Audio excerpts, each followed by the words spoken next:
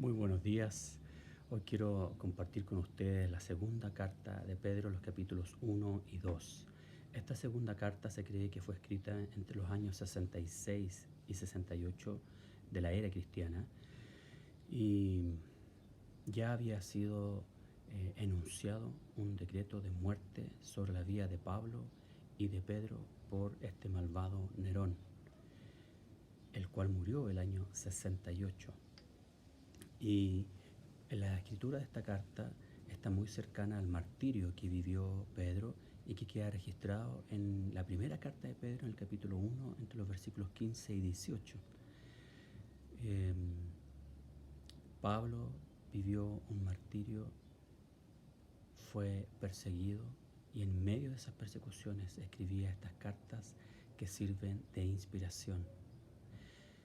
Y esta palabra nos ayuda para explicarles a ustedes que la carta de Pedro contiene, esta segunda carta contiene una de las más fuertes y consistentes defensas de la inspiración, validez, inerrancia e infalibilidad de las Escrituras, al ser inspiradas por el Espíritu Santo.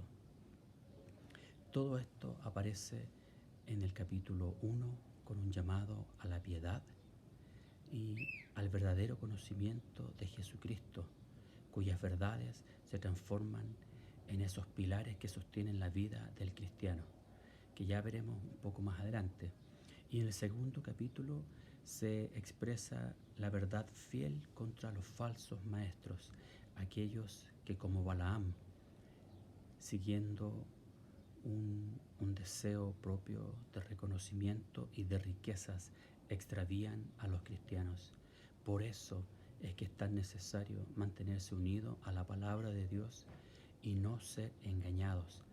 Todas las épocas han sido susceptibles los cristianos de ser extraviados, pero en esta, donde abundan las filosofías, donde hoy día las mezclas son muy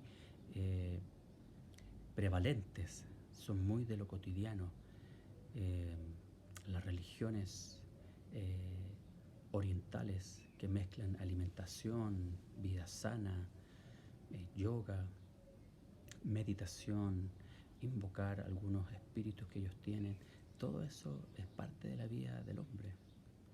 Y una de las características respecto de esa infalibilidad y la autoridad de las escrituras le da un sostén importante a esta carta. Y vamos a ver cómo comienza la primera carta de Pedro.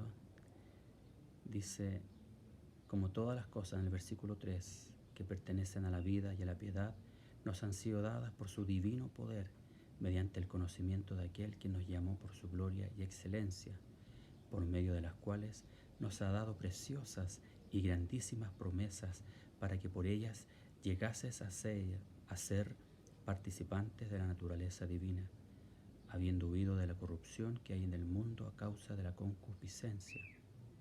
Vosotros, ustedes, nosotros, también poniendo toda diligencia por esto mismo, añadid a vuestra fe virtud, a la virtud conocimiento, al conocimiento dominio propio, al dominio propio paciencia y a la paciencia piedad, a la piedad afecto fraternal y al afecto fraternal amor. Porque si estas cosas están en vosotros y abundan, no os dejarán estar ociosos ni sin fruto en cuanto al conocimiento de nuestro Señor Jesucristo. Pero el que no tiene estas cosas tiene la vista muy corta, es ciego habiendo olvidado la purificación de sus antiguos pecados. Por lo cual, hermanos, tanto más procurad hacer firme vuestra vocación y elección, porque haciendo estas cosas no caeréis jamás.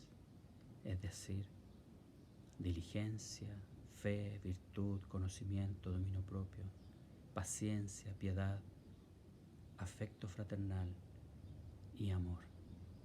¿Estamos creciendo en eso? Es parte de su vida, ha sido incorporado. Si Cristo está en tu vida, todas estas cosas que vienen como un regalo de su divino poder, dice el versículo 3. Esas cosas van a hacer toda la diferencia en tu caminar.